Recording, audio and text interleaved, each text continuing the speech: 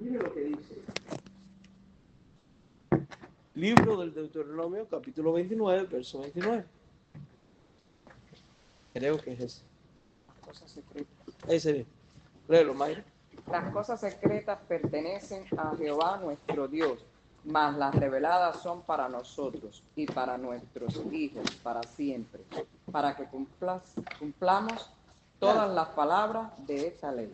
Fíjense, las cosas secretas ¿a quién pertenecen? A Dios. Y las reveladas, recuerden lo que es revelado, lo descubierto, lo puesto en claro, ¿es para quiénes?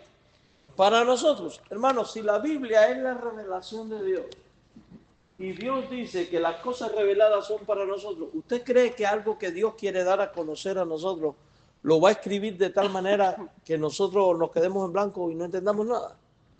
Claro, el hombre natural no percibe las cosas que son del Espíritu de Dios, pero los cristianos al tener el Espíritu Santo somos guiados e iluminados para entender. Usted, lo que como no tiene el don para ser maestro en la iglesia, evidentemente usted quizás no tenga el don para preparar una conferencia sobre un tema, pero usted sí está entendiendo lo que la Biblia dice. Por ejemplo, ¿por qué usted no roba? La Biblia lo dice. ¿Y por qué es un pecado? ¿Cómo lo dice? No robarás.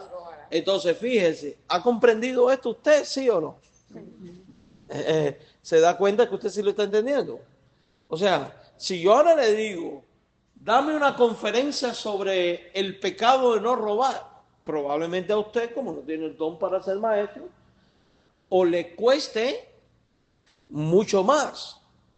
Pero en su diario vivir, cuando usted ve algo que no es suyo, usted no se lo va a llevar porque usted está consciente de que eso es un pecado y que Dios dice no robarás. Entonces, ¿se da cuenta que es mucho más simple de lo que pensamos? El problema nuestro es que ponemos la mira en el predicador, en el maestro, en el pastor, que Dios lo ha dotado de un don para enseñar y creemos que aprender es saber todo lo que el pastor sabe, todo lo que un maestro sabe, y no. Aprender es tomar la esencia de lo que está en la Escritura y vivir conforme a ella. Por ejemplo, ¿por qué un creyente que teme a Dios y ama a Dios va a trabajar para conservar su matrimonio y no caer en adulterio? ¿Por qué? Porque también está escrito. Porque está escrito, no adulterarás. Entonces, cuando usted se siente tentado, usted dice, no, voy a orar para que esta tentación se vaya, porque cualquiera de nosotros puede ser tentado. Evidentemente, usted viene a la iglesia, el predicador da una disertación sobre el adulterio y usted profundiza más, pero usted se está quedando con la esencia de lo que está aprendiendo. Entonces, no es tanto el yo no entiendo. Sí, usted ha entendido más de lo que usted se imagina. Y usted quiere comprobarlo. El día que usted se encuentra con un no creyente y le hace una pregunta de las cuestiones de fe, usted enseguida le explica. Quizás usted no sepa decir Juan 15:20 dice, Salmo 3:4 dice, pero usted va a poder decir la Escritura dice. Entonces, es mucho más simple. Y a eso es a lo que nos referimos con la claridad de la Escritura. No es compleja. El diablo es el que quiere sembrar en la mente y en el corazón de que la Biblia es un libro complicado y que por tanto, aunque lo lea, no lo voy a entender.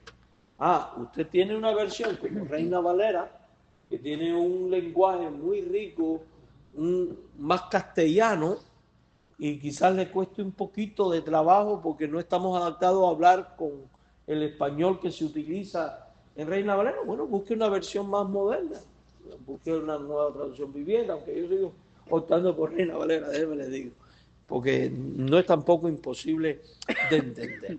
Ahora, vamos entonces al párrafo 7. Recuerde, hermano, luego en casa usted profundice en los textos, porque aquí no tenemos tiempo para ello, pero vamos a ir a los principales. Dice, no todas las cosas contenidas en la Escritura son igualmente claras en sí mismas. Eso es cierto, porque hay cosas si bien todo está puesto para nosotros, hay cosas que a veces son más difíciles de entender que otras. Por ejemplo, no es lo mismo entender no robarás que entender la Trinidad, cómo los tres son uno y uno son tres. Eso es un poco más complejo, pero al final ahí está. Ni son igualmente claras para todos, porque como dije anteriormente, algunos tienen el don para la enseñanza y puede que comprendan más, otros no. Y además de ello, cada ser humano es un individuo muy particular y en base al trasfondo sociocultural, a las capacidades de cada quien, no todo el mundo asimila de la misma manera. Pero lo que sí tenemos en común todos los creyentes es que todos asimilan algo, pero asimilan. ¿Me explico? Sin embargo, las cosas que son necesarias saber, y esto es importante y subráyelo ahí, las cosas que son necesarias saber, creer y guardar para la salvación, se proponen y exponen tan claras en uno u otro lugar de la Escritura, que no solo los eruditos, sino los que no lo son, o sea, lo mismo el muy docto que el analfabeto, vamos a decir así, pueden adquirir un entendimiento suficiente de tales cosas por el uso adecuado de los medios ordinarios. Por ejemplo, si yo le dijera a usted que comparta con alguien un plan de salvación, estoy muy convencido que para usted va a ser más difícil empezar por Génesis, el pacto de vida, el no sé qué, el no sé cuánto, y complicar la cosa. Pero estoy muy convencido que si usted agarra Juan 3:16, por ahí simplemente va a dar una explicación más sencilla, pero es explicación al fin. Entonces, hay cosas más complejas y hay cosas más simples, pero las que son necesarias para vivir, esas sí están como clarita, clarita, clarita en la palabra de Dios. Vamos a hablar entonces en primer lugar de la naturaleza de la claridad bíblica. Vamos a 2 de Pedro 3:16. 2 de Pedro 3:16. 2 de Pedro 3:16. 2 de Pedro 3:16. Tenemos que hacer una serie un día de todos los 3:16 de la Biblia. Hay que hacerlo un día, lo vamos a hacer. Porque es que son tan interesantes. Casi todos los 3:16, no sé por qué. 3:16. Si alguien lo tiene, léalo, por favor. Casi en todas sus epístolas, hablando en ella de estas cosas, entre las cuales hay algunas difíciles de entender, las cuales los indoctos e inconstantes tuercen, como también las otras escrituras para su propia perdición. Bien, gracias, mi hermana. Fíjense en esto. Déjame tomar un café. Ya para subir. Fíjense en esto. ¿Quién es el autor de esta epístola? Pedro, ¿verdad? Pedro le está escribiendo a creyentes que han sido despojados de sus bienes y han sido expulsados de Roma y están expatriados. Y los está consolando. Y hablando de la Escritura, hablando de la Biblia, si usted se da cuenta, él viene diciendo, si usted lee el versículo, vamos a leer desde el 14, por lo cual, oh amados, estando en espera de estas cosas, procurad con diligencia ser hallados por él sin mancha e irreprensible en paz. El creyente debe buscar ser hallado en santidad. Tened entendido que la paciencia de nuestro Señor es para salvación, como también nuestro amado hermano Pablo, según la sabiduría que le ha sido dada, les ha escrito. Fíjense, Pedro ve a Pablo como alguien que con sabiduría. Y Pedro está validando los escritos de Pablo como algo venido de Dios, como palabra de Dios y como autoritativos. Recuerden, Pedro fue guiado a los pies de Gamaliel, uno de los hombres más eruditos de aquel tiempo. Pedro era un intelectual, evidentemente. La forma de Pedro desarrollar la enseñanza y exponerla era más compleja que la de Pablo, perdón, era más compleja que la de Pedro, que era un pescador, pero ambos eran ¿qué? Instrumentos de Dios. Ahora, ¿qué estaba pasando con Pablo? ¿Qué estaba pasando con Pablo? Que algunas personas estaban tomando las palabras de Pablo de manera aislada, la estaban pervirtiendo para justificar malas enseñanzas. Y yo pregunto, ¿sigue ocurriendo ese mal en estos tiempos? Muchísimo. ¿Cuánta gente no conocemos que usa la Biblia para justificar las cosas mal hechas? Yo les he hecho la historia que me encontré en Las Vegas con alguien que salió el tema sobre esto de brincar en la alabanza durante el culto. Y esta persona me dice, nosotros brincamos en el culto porque la Biblia dice con salterio y arpa. El salterio viene de saltar. El salterio es un instrumento, no tiene nada que ver con saltar. En lo absoluto. ¿Y cuánta gente no conocemos hoy en día que pervierten la escritura para estar sacándole diezmos y dinero a la gente y robándole a mano armada y al descaro a la gente? Lastimosamente ocurre. No en todos los lugares, no podemos absolutizar, pero ocurre. Casi que la hora de la ofrenda es un sermón más de media hora para meterte muela, como decimos nosotros, para sacarte los chavos del bolsillo, ¿verdad? En fin, ese es el contexto o la idea de lo que viene diciendo. Dice, casi en todas sus epístolas, hablando de ellos, de estas cosas, hablando de las epístolas de Pablo, y de esa enseñanza de Pablo dice, entre las cuales hay algunas difíciles de entender. O sea que a Pedro, algunas enseñanzas de Pablo ya escritas les estaba ¿qué? Costando. Por ejemplo, algunos temas difíciles de entender de Pablo: la elección, la predestinación, Adán como cabeza federal. De hecho, en el sermón hoy vamos a hablar de eso. Cristo como cabeza federal de la humanidad. Cómo Dios elige, pero al mismo tiempo el hombre también. En fin, hay algunas cosas difíciles, pero lo difícil no significa que carece de explicación clara. O sea, todo lo que Dios ha dado a conocer, por difícil que sea, responde a una verdad revelada de Dios. Entonces, en las situaciones difíciles hay una regla de hermenéutica que enseña que los pasajes más oscuros de la Biblia hay que entenderlos a la luz de los más claros, o sea, de los más fáciles. Y si algo está extremadamente difícil en ese momento para ti, mejor sigue adelante y concéntrate en lo más fácil. No significa que te quedes con la duda. Cuando tengas a tu pastor, a tu maestro de escuela dominical, pregunta, consúltale. Ojo, no vaya corriendo a YouTube a ver qué dice pastor tal, el pastor más cual y el pastor menos cual. ¿Sabe por qué? Le voy a decir algo. Porque existen distintas escuelas de pensamientos teológicos sobre un solo tema y usted puede terminar con un remandingo de cosas. ¿Se entiende la palabra remandingo, verdad? Con una mezcla de cosas en la cabeza horrible. Horrible. Mire, ustedes saben, yo estoy predicando el libro de Efesios. Les voy a ser sincero, me está costando grandemente. Les voy a decir por qué. Porque lo que yo veo en el texto, cuando voy a los comentaristas, ellos dicen algo completamente distinto a lo que yo estoy viendo en el texto.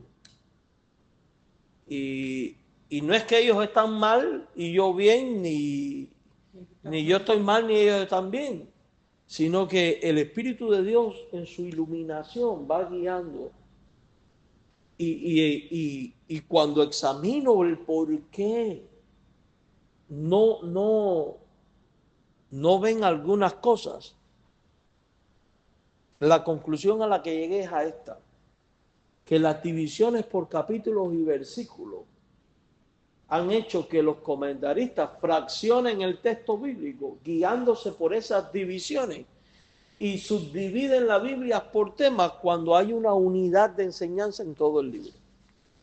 Y lo vamos a ver en las predicaciones próximas. Pero uno solo llega ahí cuando uno busca, ¿qué? La dirección del Espíritu de Dios. Entonces, ¿hay algunas cosas difíciles? Sí. ¿Hay otras fáciles? Sí. Si usted ya está en el nivel de comida sólida, como dice la Escritura, adelante, láncese lo difícil. No se quede siempre con lo fácil, claro, ¿eh? Pero si usted está empezando, no trate de empezar entendiendo la Trinidad porque se le va a hacer bola a la cabeza. Empiece por lo más simple. Y lo más simple y lo más necesario, para mí no hay cosa que pueda superar en cuanto a enseñanza para moldear la vida cristiana que el Sermón del Monte. Empiece por ahí, nada como eso. Nada como eso. Entonces, mire lo que dice. Pedro reconoce que hay cosas difíciles de entender y que los indoctos significan los que no tienen doctorado, los que no tienen enseñanza ni doctrina, los sinvergüenzas. Y además los inconstantes, el que hoy está y mañana no está, el que está cambiando todo el tiempo, los inconstantes, ¿qué hacen ellos? Tuercen la Escritura como también tuercen lo que Pablo dice como las otras Escrituras y lo hacen para su propia perdición. Entonces, hay una verdad a tener en cuenta aquí. Hay personas que aunque sean maestros de la Biblia, pueden torcer las Escrituras para su beneficio. Por eso la actitud correcta de un cristiano es que cuando usted está oyendo una clase, una predicación, un estudio, lo que sea de la Biblia, tenga su Biblia en mano y examine si lo que esa persona está diciendo está aquí. El otro día me encontré una loca en YouTube, porque eso es estar loco, eso no tiene otro nombre. Porque ahora le han dado por hablar de portales espirituales. Y esta mujer estaba diciendo que el hoyo del toile es un portal espiritual por donde entran demonios a la casa. Oiga esto. Señores, todas nuestras casas están llenas de demonios por todos lados. Entonces, yo me pregunto a dónde va ella a hacer sus necesidades. ¿Se habrá hecho un platanar o algo? Porque es la cosa más absurda de la vida, que los demonios entran por ahí. Imagínese que cuando entonces habla de posesión, que el toile es un canal para que los demonios tomen posesión de tu cuerpo porque pasan de un hoyo al otro. Hermano, ¿y dónde hay justificación bíblica para eso? No, estamos abriendo los ojos, pero se está enseñando estas barbaridades. Claro, 20 minutos después, la misma pastora después está hablando que usted, para ser libre de esos demonios, tiene que vivir bajo la sombrilla de ella como ungida y que ella tiene la autoridad y el poder para sacarte este demonio y que usted tiene que sembrar ofrendas para que Dios traiga bendición. Ahí está el detalle, como decía Cantinflas, ¿eh? ¿Cuál es el resultado de esto? No solo que la gente es engañada. La iglesia de Cristo queda mal parada porque el testimonio que generaliza a la gente es: yo no voy porque ahí van a sacarme el dinero. Y eso es lamentable. Entonces, cuando usted tiene la palabra clara, nada de esto a usted le va a arrastrar. No, espérate un momento. En primer lugar, es imposible que en la Biblia hable de toiles, porque los toiles no existían en el tiempo de la Biblia. Además, eso de portales y cosas, eso me suena más a budismo que a otras cosas. Perdón un momentico, pastor. Es que es verdad que tenemos que estar bien claros. En mi trabajo, por ejemplo, en el Viernes Santo me decían: Yamilé, hoy no puedes comer carne.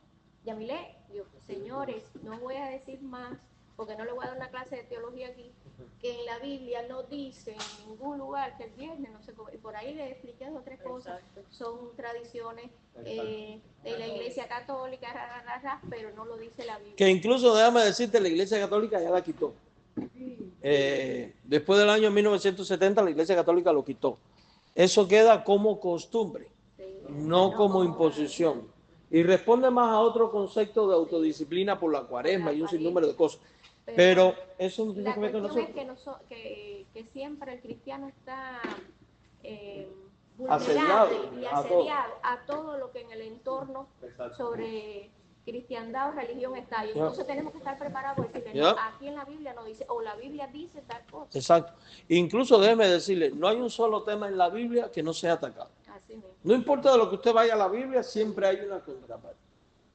Si usted va a tratar el tema de Jesús es la luz del mundo, no, él no pudo ser luz porque eso era por los gnósticos que hablaban de la luz y la iluminación y no sé qué, no sé cuánto.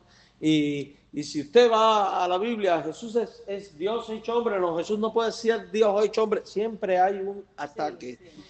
Y claro, los indoctos son seducidos porque al final oyen más la palabrería que examinar lo que está en la Biblia.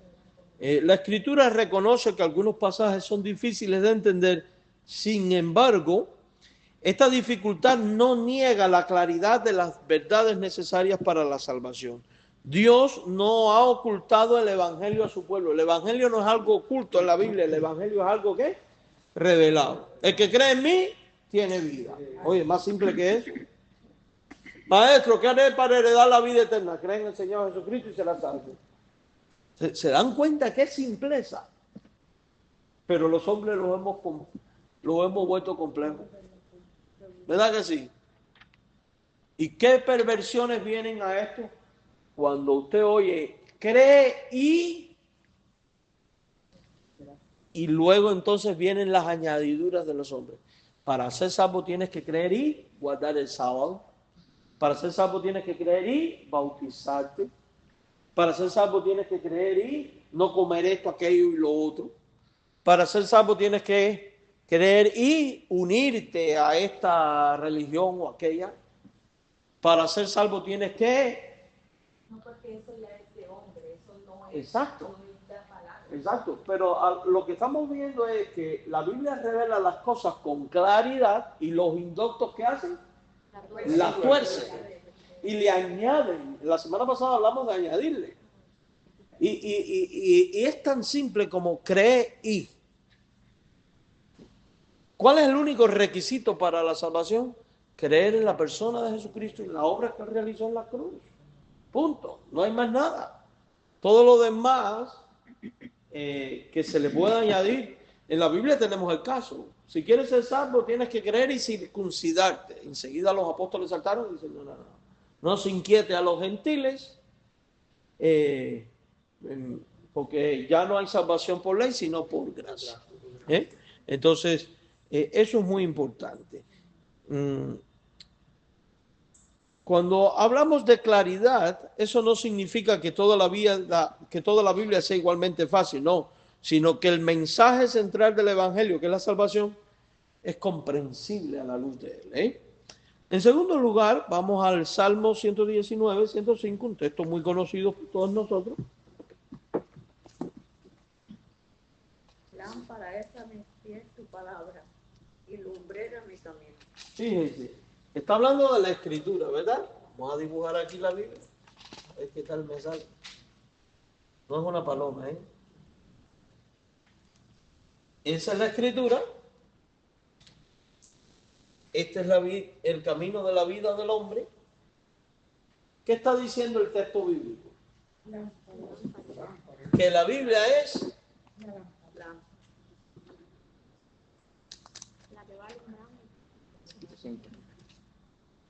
mi lámpara está un poco rara, pero es una lámpara. ¿La Biblia es qué cosa? Una lámpara. ¿Cuál es la función de la luz? Poner al descubierto el camino, disipando ¿qué? La oscuridad. Si yo ahora apagara toda la luz y esto quedara perfectamente oscuro y le dijera, hermana Amelia, vaya allá arriba a donde está la batería, suba por la escalera y tráigame un palito que hay allá atrás, lo más probable es que en la oscuridad, hermana Amelia, ¿qué le pase? Se caiga. Ese es el camino de la vida. En las tinieblas de la vida tropezamos, caemos. ¿Me explico? Estamos en el riesgo de perdernos, pero cuando la Escritura empieza a hablarnos, empieza a arrojar luz sobre el camino, uno empieza a identificar qué cosas, los obstáculos y problemas, y ahí es donde uno los puede bordear o brincar y decir, esto no, y Dios me guía para que yo vaya tomando el rumbo correcto. Entonces, la escritura en las cosas que son necesarias para guiar mi vida es muy clara. ¿Y qué hace? Arroja luz para que yo identifique por dónde ir, cómo ir, etcétera, etcétera. Eso es lo que significa ese texto. ¿Está claro? Entonces, no voy a poder andar en claridad y en la luz de Dios sin la escritura. Por eso la escritura es indispensable para nuestra guianza espiritual. Eso es uno de los principios de la Reforma Protestante. La Biblia es la única y suficiente palabra de Dios y única regla de fe, de práctica y de conducta. Vamos a Deuteronomio 30, 11 al 14. Deuteronomio 30, 11 al 14.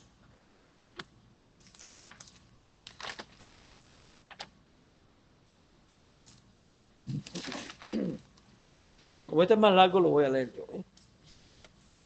Deuteronomio 30. Por cierto, déjeme hacer un comercial. En la semana, si usted quiere repasar la lección, está siendo subido a YouTube en audio, al canal, para que usted pueda repasar. 30 del 11 al 14. Dígame cuando lo tenga.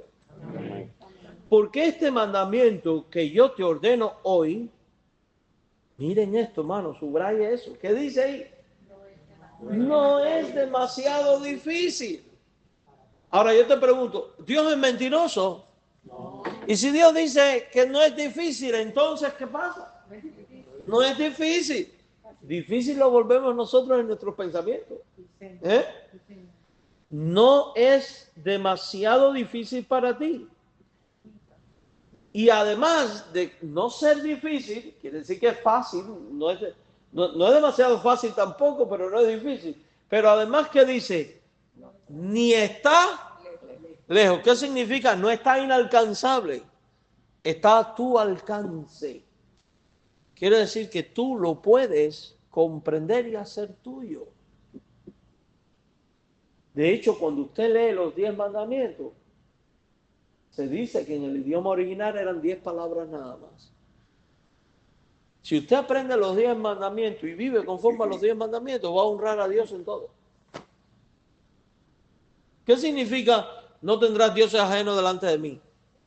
Que nada más voy a creer en Dios. A lo mejor yo no puedo explicar por qué un solo Dios ni nada de eso, pero cuando me venga alguien con el cuento de la diosa no sé qué, o el Dios no sé cuánto, puedo decir nada.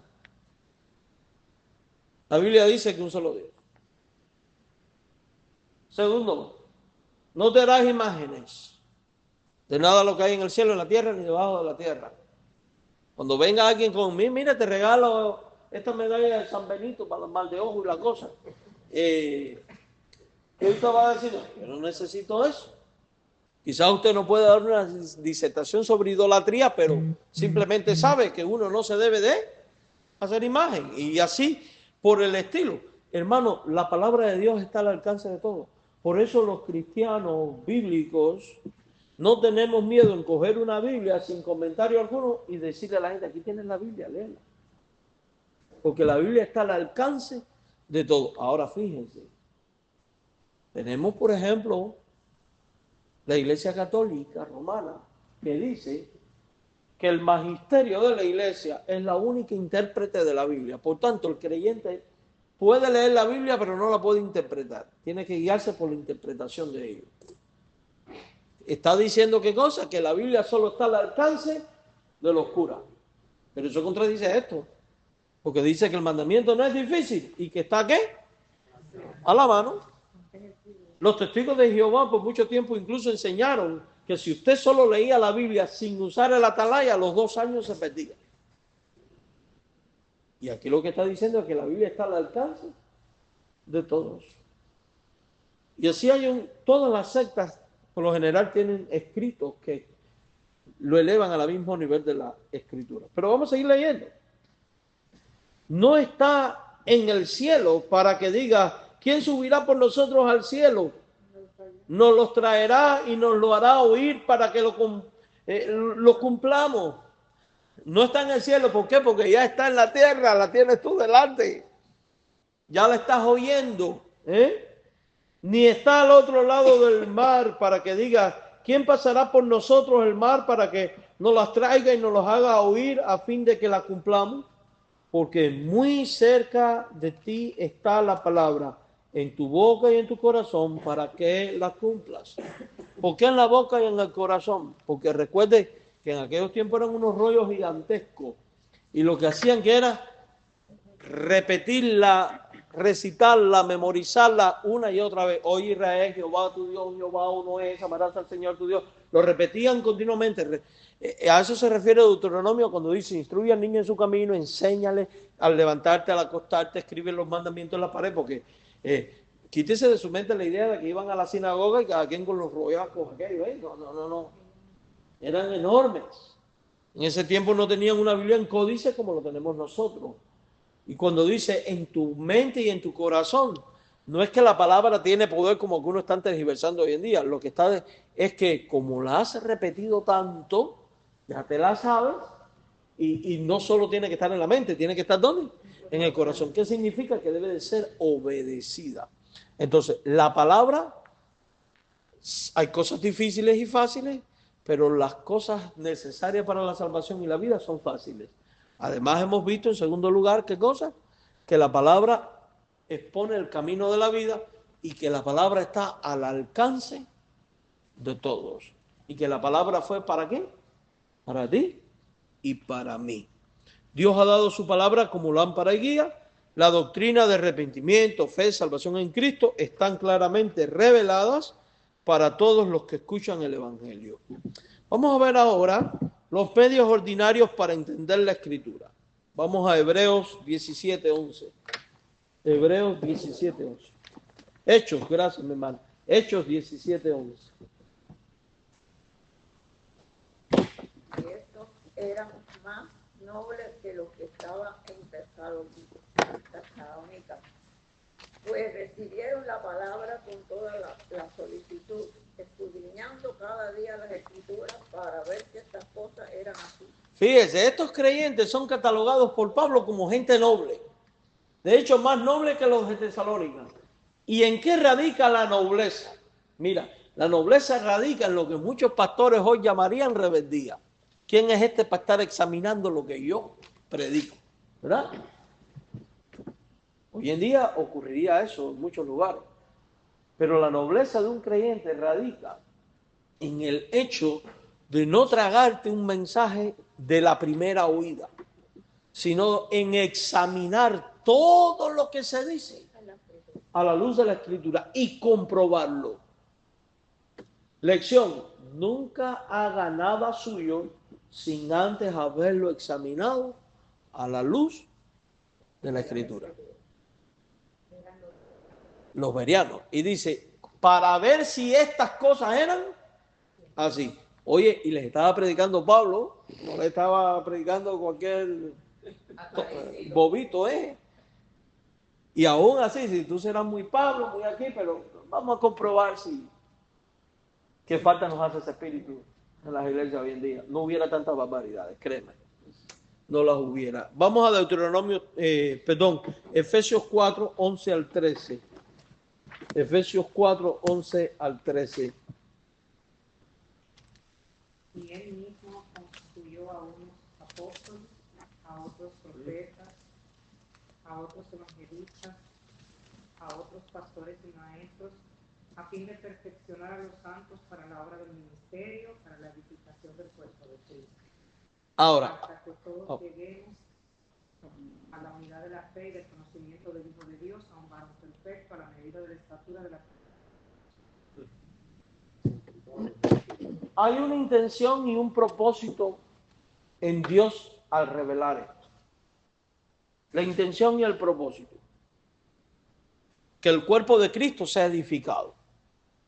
¿Verdad? Y la intención que todo el cuerpo de Cristo llegue a la estatura de la medida de la plenitud de Cristo. O sea, refleje a Cristo. Ahora, Dios sabe que no todos entendemos las cosas de la misma manera, ni tenemos las mismas capacidades de comprensión. Y como Dios conoce eso de nosotros, ha establecido el ministerio magisterial de la iglesia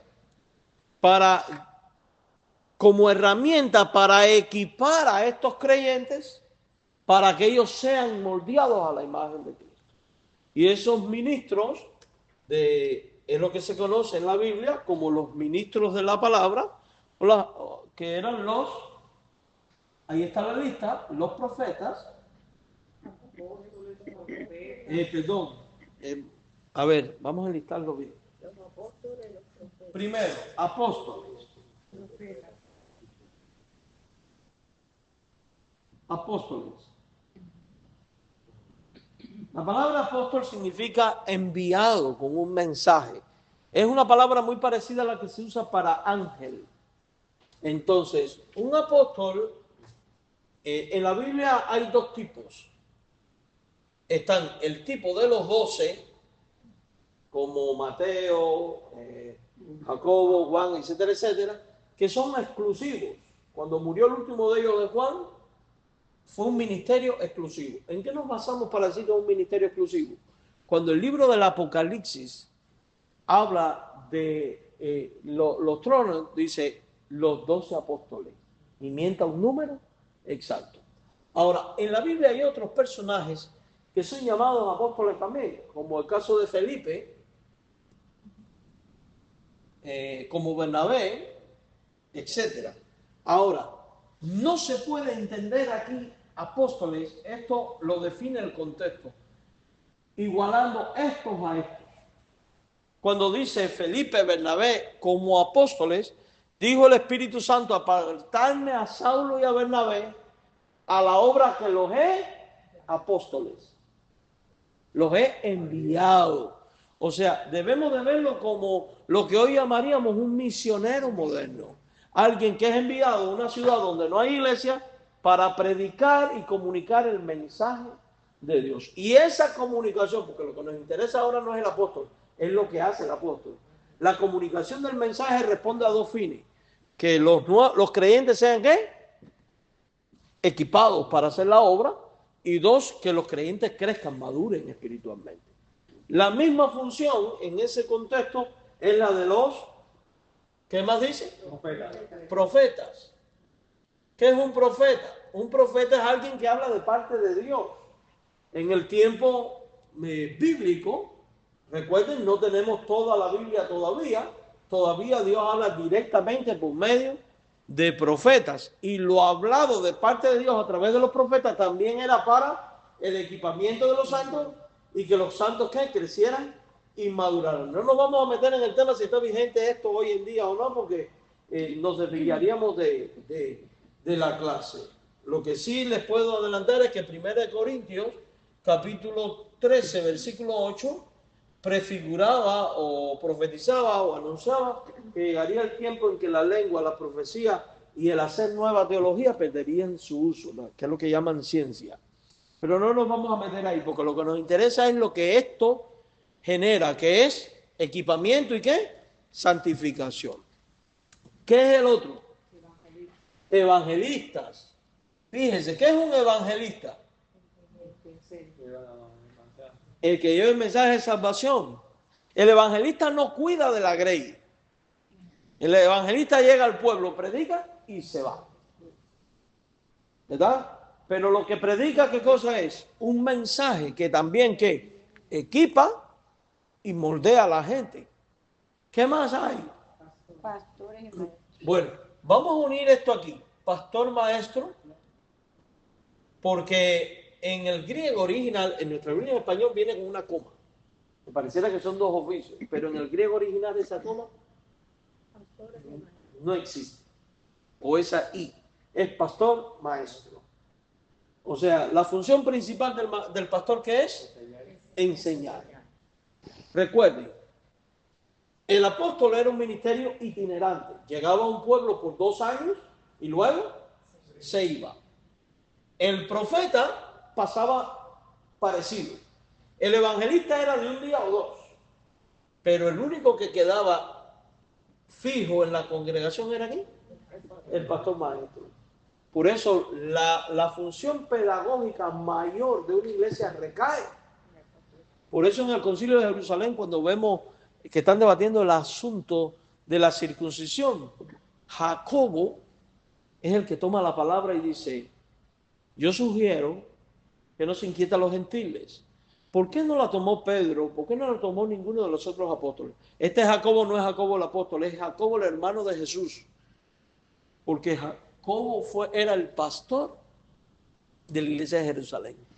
Por tanto, le competía al pastor de la iglesia dictar la doctrina o la enseñanza. En fin, estos 4 ministerios respondían a la necesidad de ¿qué? De equipar a los creyentes para que vayan y hagan el trabajo y vivan como deben de vivir, y para que los creyentes, todos, unos más rápidos que otros, pero todos al final lleguen ¿a qué? A la estatura de la medida, a la plenitud de Cristo. Entonces, todo esto responde a una necesidad ¿qué? Magisterial, de enseñanza, de equipamiento. Y la herramienta más segura y por excelencia para ello, ¿qué cosa es? La Escritura. Entonces el creyente entiende la Escritura mediante la lectura diligente, la predicación fiel, la enseñanza bíblica, la comunión de la iglesia, y estos son los medios ordinarios.